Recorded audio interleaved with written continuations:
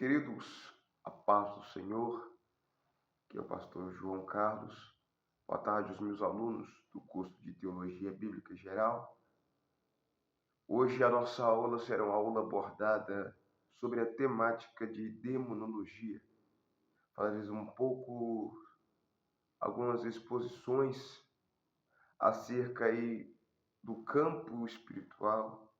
Falaremos um pouco sobre o reino espiritual. Nas nossas aulas anteriores falamos um pouco abordando o ponto aí da angiologia, colocando em xeque, em prática aí o trabalho dos anjos, as atividades principais dos anjos. E hoje, para a nossa aula, falaremos um pouco aí do reino espiritual, abordando mais o campo hoje maligno. Então, se assenta, porque a nossa aula hoje, ela vai começar.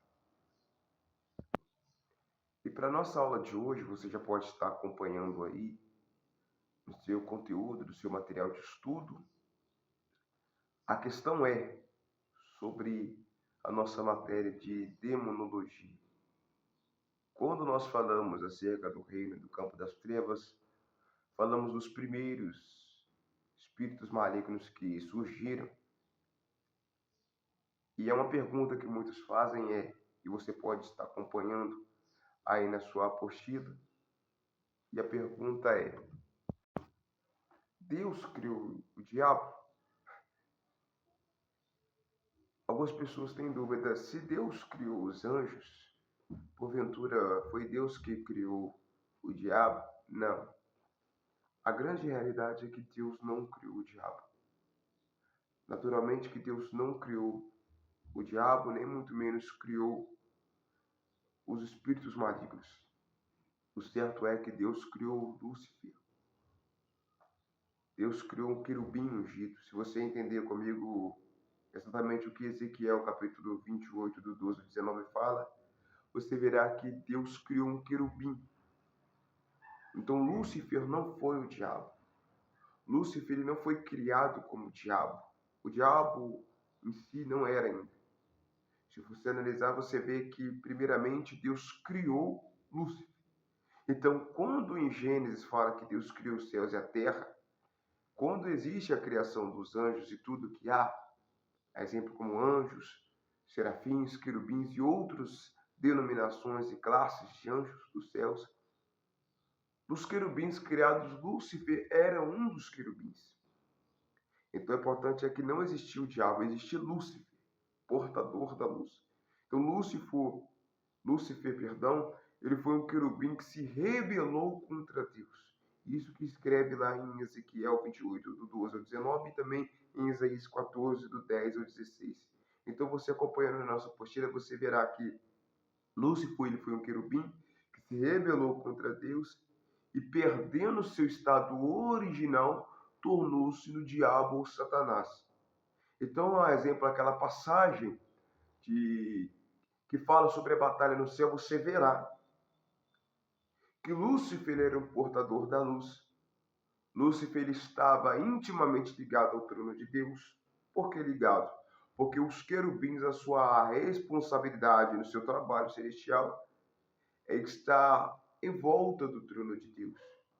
Quando você lembra e você recapitula comigo acerca dos querubins, você recapitula que os querubins são anjos que estão guardando o trono de Deus. Estão em volta dos tronos de Deus. Por isso que o texto bíblico fala que Deus se assenta entre os querubins. Então, certamente, por Lúcifer ser um dos querubins ungidos, Lúcifer estava muito próximo do trono de Deus. Então, o que levou Lúcifer a se tornar possivelmente o diabo foi o desejo de Lúcifer, e você pode acompanhar isso nas referências bíblicas. O que levou a Lúcifer se tornar o diabo é o seu orgulho no coração em querer, e o seu desejo de querer se tornar-se semelhante a Deus. Ou seja, em aspecto de glória e de poderio, Lúcifer queria ser semelhante. Não é que Lúcifer queria ser acima de Jesus, como algumas pessoas escrevem, como alguns pregadores escrevem, que Lúcifer queria ser maior que Deus. Não. Se você pegar o texto sagrado, você vai ver que Lúcifer, a expressão de Lúcifer é: criarei o meu trono, me assentarei nas alturas, e ele termina dizendo, e ser-me-ei semelhante ao Altíssimo. Então Lúcifer, ele de maneira nenhuma queria ser maior que Deus. Lúcifer queria ser semelhante a Deus. Semelhante em quais pontos? Semelhante em poder, semelhante em adoração. Então Lúcifer queria ter o que Deus Pai tinha. O poder que Deus tem, a adoração que pertence a Deus de direito. Então tudo que Deus tinha, o que Deus ainda tem com certeza, Lúcifer queria ter para si. Então isso que levou Lúcifer a se transformar no diabo. Então Lúcifer, naturalmente falando, ele ainda não era um diabo. Lúcifer, naturalmente, ele não era um diabo. Lúcifer era exatamente, primeiramente, um querubim ungido. Então, aproximando da história original, Lúcifer ele se transforma em Satanás, um diabo, por querer ser semelhante ao Altíssimo, querer tomar para si uma glória que não é de direito. Então alguém se pergunta, então Deus criou um anjo defeituoso? Não, Deus não criou de maneira alguma um anjo que é defeituoso. Isso porque não existia pecado. Então Deus cria um anjo com livre-arbítrio. Há algumas pessoas que não acreditam nessa tese do livre-arbítrio, particularmente eu falando, eu acredito que após uma pessoa aceitar a Jesus e viver o seu chamado, ele já perde o livre-arbítrio. O livre-arbítrio, quando nós falamos de Deuteronômio, que o Senhor fala, eu porei sobre vós hoje a bênção, a maldição, isso é o livre-arbítrio. Você tem a oportunidade de escolher o bem ou o mal. Isso é um direito de escolha do ser humano. Mas a partir do momento que a pessoa assumiu um papel, um relacionamento com Deus, ele já não tem mais esse direito de querer voltar atrás, ou seja, o livre-arbítrio. Dentro aí das reformas protestantes, nós cremos nessa ideia, nós cremos nesse ponto de vista. Então, Lúcifer ali naquele exato momento, ele tinha esse livre-arbítrio de querer ser semelhante ao Altíssimo ou não. Mas por escolher querer ser semelhante ao Altíssimo, ele quebrou um dos princípios fundamentais, que é dos mandamentos, que é o qual princípio? Servirá apenas a Deus. Amarás ao Senhor teu Deus e servirá somente a Ele. Então Lúcifer, nesse exato momento, ele se transforma no diabo por querer se rebelar contra Deus. Então, por querer ser semelhante a Deus, ele sabia que não poderia ser semelhante sozinho. Aí é onde que Lúcifer vai se rebelar contra Deus. Vai perder o seu estado original de querubim, vai ser tomado pelo orgulho, vai ser tomado pelo desejo de querer ser semelhante a Deus e vai fazer isso, conseguir induzir os demais anjos que estavam com ele, que é a terça parte, que você conhece a história, a tentar roubar o trono de Deus. Aí é onde que acontece a batalha nos céus, como diz o texto. E houve batalha nos céus. E o diabo, Lúcifer, pelejou contra Miguel, e Miguel e seus anjos lutaram contra a serpente ou contra o dragão. E o dragão lutou contra Miguel, só que não prevaleceu, aí o texto diz, e não se achou lugar para eles. Então foram expulsos ali tanto Lúcifer como a terça parte dos anjos caídos. Os anjos que foram criados por Deus. Então a matéria original de Lúcifer se perdeu. O anjo querubim ungido de Deus, que era para ser o portador da luz, agora passa a ser o portador das trevas. Então ele é retirado dos céus e se transforma agora em diabo. Então, respondendo essa questão, Deus não criou o diabo, Deus criou Lúcifer, e Lúcifer se rebelou contra Deus, tornando-se a sua matéria original, perdendo a matéria original e se transformando em diabo. Um ponto interessante é que Lúcifer agora é expulso dos céus, Apocalipse 12, do 7 ao 12. Então, não apenas Lúcifer foi expulso, mas também como a terça parte. E falando sobre esse campo espiritual que é a demonologia, temos que entender também qual é a objetividade do diabo em si. Qual é o objetivo principal aí de Lúcifer após a sua queda dos céus? O objetivo principal de Lúcifer certamente é destruir a obra-prima de Deus, que é o homem. João 10,10 você pode acompanhar aí na nossa apostila, que diz: o ladrão veio para roubar, matar e destruir. Se nós analisarmos o texto de João 10,10, embora algumas traduções, algumas versões originais vão nos trazer uma clareza mais ampla, você e eu veremos que isso se relaciona muito facilmente ao diabo. A princípio, o objetivo do diabo é destruir a obra-prima, porque se nós analisarmos em Gênesis 3, quando acontece a primeira queda, a história conta que estava lá Eva,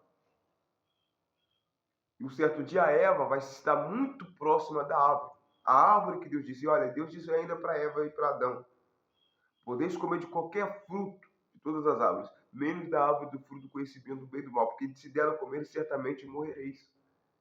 Então, o que Deus está fazendo com Adão e Eva ali é um ato de fidelidade, de relacionamento teológico, porque o ser humano, o homem e a mulher, existia um relacionamento ali com Deus, o relacionamento teológico, vertical, e o relacionamento sociológico, horizontal, entre o homem e Deus e entre o homem e a mulher.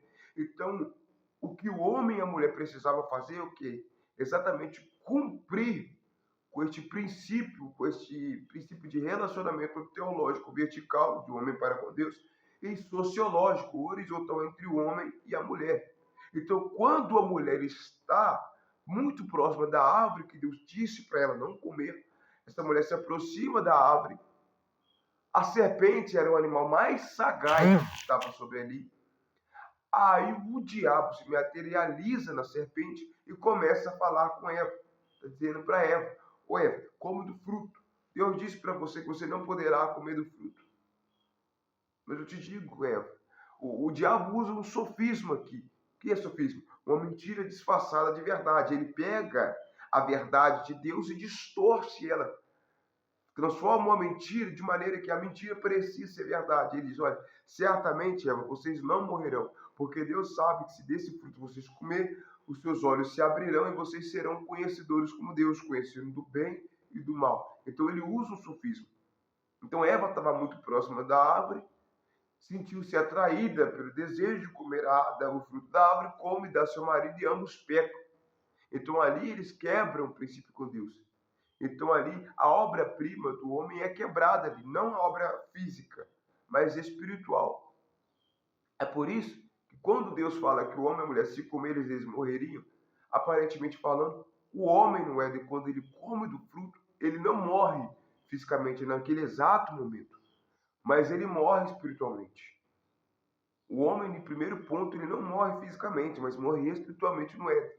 Então, o que Cristo quis dizer quando ele avisa para Adão e Eva para não comer do fruto é que se eles morreriam primeiramente espiritualmente para depois morrer fisicamente. Então, houve a morte espiritual do homem e da mulher quando eles pecam contra Deus no Éden. Quando eles comem do fruto e desobedecem e quebram o princípio teológico. Então, se nós analisarmos essa história, nós vemos que há dois quebras de princípios aqui. O princípio teológico, vertical entre homem e Deus, e o princípio sociológico. Tanto é que quando Deus vai falar com Adão, ô Adão, como é que você descobriu que você estava nu? Você comeu do fruto que eu disse para você não comer? Adão transfere a culpa para Eva e diz, ó, a mulher que o Senhor me deu do fruto e eu comi. Então já não basta o homem apenas quebrar o relacionamento teológico com Deus, mas ele quebra também o seu relacionamento sociológico com a sua esposa. Então há quebra aqui. Então o objetivo central do diabo é destruir a obra-prima de Deus, que é o homem. Por que ele quer destruir a obra-prima de Deus, que é o homem? Porque o homem exerce intimidade com Deus. O homem é a única criatura criada por Deus, formada por Deus, que é semelhante a Deus. Imagem e semelhança. Então o homem também, por si, ele recebeu a graça de Deus. Recebeu a graça vinda de Jesus. Então o diabo, a objetividade dele é destruir, para que o homem perca a redenção e perca a graça. E por perder a redenção e graça, perca o seu direito, sua oportunidade de salvação. Então essa é a objetividade central do diabo, destruir as criações de Deus, a obra-prima. Qual que é a principal arma que o diabo usa?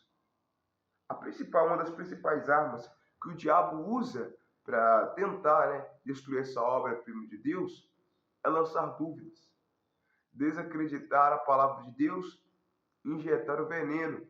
Foi o que ele fez com Eva no Éden. E também foi o que ele tentou fazer com Jesus em Mateus 4. Você lembra que quando Jesus estava no deserto, jejuando após 40 dias, 50 anos, teve fome, aí o diabo se aproxima de Jesus. E ele tenta fazer com Jesus, porque ele não consegue, mas tenta fazer com Jesus a mesma coisa que ele fez com Eva, o sofismo. Ele diz a mesma coisa para Jesus. Se tu és o Filho de Deus, ordena que essas pedras se transformem em pães. Usa 3 tentações. Primeira tentação que ele tenta Jesus é acerca da necessidade física de Jesus. Isso porque Jesus estava de jejum, Jesus estava com fome. Então ele oferece a Jesus aqui. Se tu és filho de Deus, já que o Senhor é filho de Deus, o Senhor tem poder para transformar essa pedra em pão. Então transforma essa pedra em pão para matar a sua fome. Não é que o diabo estava preocupado com a alimentação de Jesus. O diabo queria que Jesus quebrasse um princípio com Deus ali. Quebrasse o seu propósito. Então ele vai oferecer a Cristo Jesus essa oportunidade. Transforma essa pedra em pão. Já que o Senhor tem direito, já que o Senhor tem poder, transforma essa pedra em pão e coma. Aí como Jesus não cai nessa tentação, ele vai lançar outro. Olha, se tu és filho de Deus, atira-te de aqui abaixo, porque está escrito. Ele usa a Bíblia para confrontar Jesus. Atira-te aqui abaixo, porque está escrito: aos seus anjos dará ordem a teu respeito para te guardar em todos os seus caminhos. Salmos 91. Você percebe que o diabo usa a mesma Bíblia para combater Jesus. Então, ele tenta lançar dúvidas. E há pessoas que caem na dúvida que o diabo tenta lançar. Então, basicamente, as armas principais do diabo é gerar dúvidas no coração do ser humano, é lançar o sofisma, que é a mentira disfarçada de verdade, distorcendo a palavra de Deus, para que as pessoas, o ser humano, caia falsamente nas palavras que o diabo lança, a fim de que essas pessoas acreditam que é Deus falando e não é Deus absolutamente nada. Então, basicamente falando, são algumas armas que o diabo usa. Então, pessoas que caem na arma. Palavra que não provém de Deus, ensinamento que não provém de Deus. Por isso que lá em Timóteo fala. Você percebe que Timóteo, nas cartas de Paulo a Timóteo, fala que nos últimos dias, Timóteo capítulo 4 fala que nos últimos dias, algumas pessoas se apostatariam da fé, dando ouvidos a doutrinas de demônios, espíritos enganosos e doutrina de demônios, ou seja, até o diabo lançará sua falsa doutrina. E tem pessoas que caem na doutrina do diabo, para se parecer com a doutrina de Deus, mas distorcendo a verdade do Criador. Isso é a arma principal que o diabo lança e usa para fazer com que a pessoa ela caia acreditando que é Deus falando e exatamente não é Deus falando de maneira nenhuma. Também hoje, quero falar sobre a organização no reino das trevas. Isso porque o reino das trevas é um reino organizado. O reino, assim como o reino de Deus, é um reino que tem essa organização. O reino das trevas também ele é organizado. Ele sabe a sua maneira de trabalhar. O diabo em si ele sabe a sua maneira de agir, de trabalhar. É por isso que o reino das trevas, ele fala que o reino das trevas é uma cópia do reino da luz em pontos diferentes. Só que, ao mesmo tempo, o diabo também é organizado. O reino das trevas é organizado. Há uma organização aqui. Primeiro ponto, a sua localização. Provavelmente no espaço cósmico, assim nós cremos. Como registra Efésios 2, versículo 2. E falando sobre essa organização, é falar sobre a classe de demônios. Porque assim como nos céus tem uma classe entre essa separação de anjos, arcanjo, querubins, serafins, essa classe angelical, como nós falamos, essa hierarquia angelical, no reino das trevas também tem exatamente isso. A hierarquia demonológica, essa hierarquia espiritual maligna, porque também não tem um reino desorganizado. O reino das trevas também é um reino organizado. onde nós temos algumas classes aqui, né? Existe aí, basicamente falando, hierarquia que é pouco conhecida, algumas pessoas pouco conhecem. Temos aí Lúcifer, Beelzebub, Asmodeus, Luzbel e Belial. São alguns demônios que nós conhecemos assim, essa mescla. Então, cada um tem o seu ponto de trabalho, cada um tem a sua atuação de trabalho. E talvez, possivelmente, a igreja pouco conhece essa hierarquia demoníaca, né? Então, sobre alguns pontos dessa hierarquia demoníaca, primeiro ponto, principados. Quem são os principados? Você lembra que em Efésios, o próprio escritor fala que a nossa luta não é contra carne e sangue, mas a nossa luta é contra principados, contra potestades, contra os príncipes dos reinos das trevas, em lugares celestiais, nos lugares celestiais, ponto. Então, quem que são esses principados? Que Efésios fala, os principados, demônios que atuam na geografia, na região geográfica internacional. Então, esses principados, demônios que atuam aí na região geográfica sobre cujo espaço cósmico habitam os demônios. Eles trabalham numa esfera internacional. Como assim internacional? Pegam a cultura de outro país e traz para cá. Por exemplo, pegam a macumba lá da África e traz para o Brasil. Pegam a cultura satânica de outro país e traz para cá. Isso tudo, essa é uma esfera internacional que os principados atuam. Então, tudo hoje que talvez possivelmente o Brasil tem, que não tinha, tudo hoje que o Brasil, hoje nós estamos vivendo no Brasil tem, que não tinha, que é de outro estado, de outro país, isso tudo é atuação dos principados. Tudo isso está envolto a atuação que os principados fazem. É pegar tudo aquilo que é de outro país e trazer para cá. É macumba, é bruxismo, é voodoo, tudo isso que acontece lá na África, que é trazido para cá, isso é obra de principados. Então eles trabalham na esfera internacional. Segundo, potestades. O que é potestade? Potência, força e poder que se dispõem dos principados. Demônios que atuam, trabalham na esfera nacional, nação, povo, grupo. Então, tudo que é originalizado nosso no Brasil, tudo que é da nacionalidade do Brasil,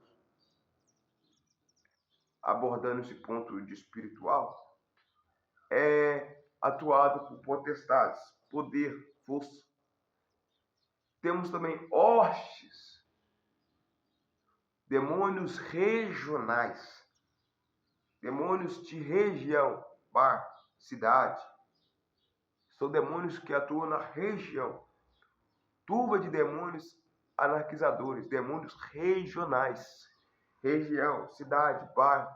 São todos os tipos de demônios que atuam em bairro, em região, em cidade. Então, tudo isso está envolto nessa esfera de hostes espirituais. E também temos aí os demônios, os dominadores das trevas. São demônios aí que atuam na música, na moda, na internet, em tudo essa mescla de coisas que há. Então tudo isso está envolto aí acerca aí dos demônios. E temos também a legião, que é um grande conjunto de demônios, como por exemplo a legião que estava sobre um endemoniado gadareno. Então tudo isso é a mescla aí de demônios, a casta de demônios, como fala no texto. Então nós conhecemos aí, temos os principados, potestades, as hostes espirituais, os dominadores das trevas, e também temos o grupo aí de legião. Então tudo isso está envolto acerca aí dos demônios, do reino das trevas. Então sobre tudo isso que nós devemos conhecer essa organização, por quê? Por qual motivo do crente conhecer essa organização satânica? Para saber como nós lidaremos com os demônios. Para nós sabermos como nós lidaremos com a mescla, ou a classe de demônios a fim de repreender. Você lembra, por exemplo, que quando alguns discípulos vão tentar expulsar os demônios de um certo endemoniado na casa, eles não conseguem expulsar. Isso por que eles não conseguem expulsar? Será que eles não tinham poder para expulsar? Será que os discípulos eles não tinham autoridade de Deus para expulsar? Aí, quando Jesus aparece na casa, Jesus fala com eles: olha, esta casta, porque essa casta de demônios é uma classe, essa casta de demônios só consegue se vencer com jejum e oração. Então, certamente, os discípulos não tinham jejuado, muito menos orado. Os discípulos não estavam em consagração. Então, o que Jesus queria dizer é que para a classe de demônios existe um preparo. Não é só chegar e estender a mão e dizer, está repreendido em nome de Jesus. Dificilmente uma igreja vai conseguir lidar com o espírito satânico, o espírito demoníaco, se não estiver preparado para isso mesmo. Dificilmente um crente vai conseguir vencer o inimigo se não tiver preparado, se não tiver com armas, se não estiver preparado, se não tiver uma vida consagrada. Dificilmente uma igreja vai conseguir vencer o campo espiritual satânico se não estiver alicerçado na palavra do Senhor, se não jejuar, se não orar. Jesus venceu o diabo no deserto, mas estava como homem. Então você percebe que Jesus venceu essa casta, venceu o inimigo, jejuando e orando. Então, o que Jesus quer oferecer para a nossa igreja brasileira é que essa casta de demônios se consegue vencer com jejum e oração. Por quê? Hoje o trabalho satânico é diferenciado. Hoje muito não se fala mais em exorcisão de demônios. Nas eras primitivas, nas eras dos nossos antepassados, a gente via muito exorcismo de demônios. Demônios sendo retirados de pessoas dos nossos cultos. E por que hoje isso não acontece mais? Porque hoje você não vê nas nossas igrejas manifestações de demônios, como acontecia na década de 70, na década de 80, na década de 90, talvez até na década de 2000, nos primeiros pontos. Por que isso hoje não acontece mais nas igrejas? Pessoas que estavam possessas de demônios se libertas. Por que não acontece isso mais? Manifestação de demônios. O trabalho do reino das trevas agora está mudado. Não é a mesma coisa como antigamente. Pouco se vê manifestação de demônios. Pouco se vê manifestação de demônios nos cultos, nos nossos cultos. Então a igreja precisa estar com a sua visão ampla e aberta para saber como lidar. Eu já li um livro. Como lidar com os demônios. E por que como lidar com os demônios? Porque dificilmente você vai conseguir lidar com os demônios se você não conhecer o campo das trevas. Dificilmente a igreja vai conseguir vencer os demônios se a gente não conhecer o campo das trevas. Dificilmente. Então há uma importância, há uma concordância que a igreja brasileira, a igreja em si, precisa estar apta a conhecer e saber como é que funciona o campo das trevas para saber como lidar com isso.